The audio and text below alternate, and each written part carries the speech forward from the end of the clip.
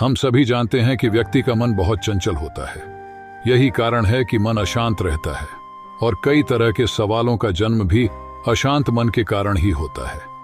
यदि आप जीवन में शांति चाहते हैं तो इसके लिए जरूरी है मन को शांत करना।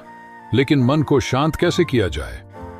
गौतम बुद्ध से जुड़ी इस कहानी के माध्यम से आप जान सकते हैं कि मन को शांत करने का क्या तरीका है। इसमें भगवान गौतम बुद्ध द्वारा मन को शांत करने के आयामों के बारे में बताया गया है। जानते हैं इस कहानी के बारे में जिससे आपका जीवन बदल जाएगा।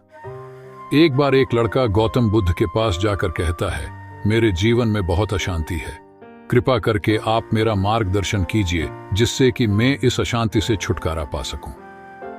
गौतम बुद्ध लड़के से जीवन की अशांति का कारण पूछते हैं। लड़का उत्तर देता है, अत्यधिक विचारों के कारण मेरे भीतर बहुत सारे विचार आते हैं जिससे मेरा मन अशांत रहता है।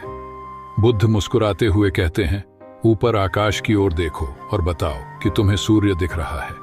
लड़का ऊपर देखता है और कहता है, धूप दिख रहा है। बुद्ध उससे पूछते हैं कि अगर तुम लगातार धूप में खड़े रहोगे तब क्या होगा?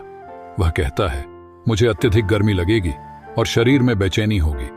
बुद्ध लड़के से कहते हैं कि अगर धूप में खड़े रहने से तुम्हें गर्मी लगती है तो इसमें दोष किसका है, सूर्य के ताप का या तुम्हारा? लड़का कुछ सोचने के बाद कहता है, इसका जवाब आप भी बताइए। बुद्ध कहते हैं, सूर्य का काम है ताप देना और ताप का काम है गर्मी लगना।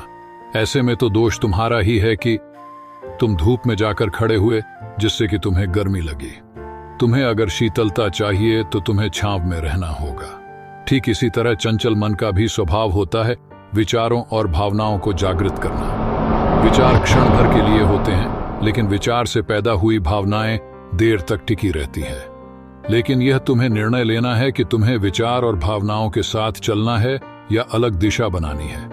बुद्ध कहते हैं, मन को शांत करने के लिए तन के आयाम पर काम करना सबसे आसान तरीका है। शरीर के स्तर पर हमारी कर्मेंद्रियां और ज्ञानेंद्रियां हैं। कर्मेंद्रियां कर्म और ज्ञानेंद्रियां ध्यान से जुड़ी होती है। इससे हम अपनी संवेदनशीलता को बढ़ा सकते हैं, यानी हम जो भी काम करें उसे आनंद के साथ करें।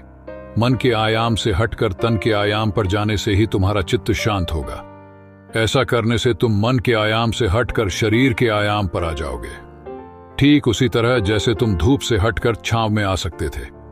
मन के आयाम से हटने पर तुम्हारी जागरूकता तन पर आ जाएगी। जब तुम तन के आयाम पर काम करोगे तब तुम्हारा चित्त शांत होगा। इसलिए हर काम को तन के आयाम पर करने से मन स्वतः शांत हो जाता है।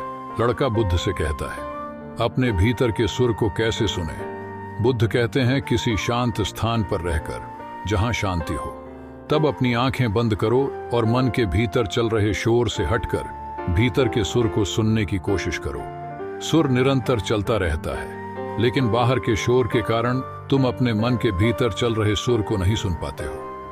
जब तुम अपने दोनों कानों को अपने हाथों से बंद कर दोगे तभी मन के सुर को सुन पाओगे। इस तरह तुम मन की अशांति से दूर हो जाओगे और तुम्हारा मन शांत हो जाएगा।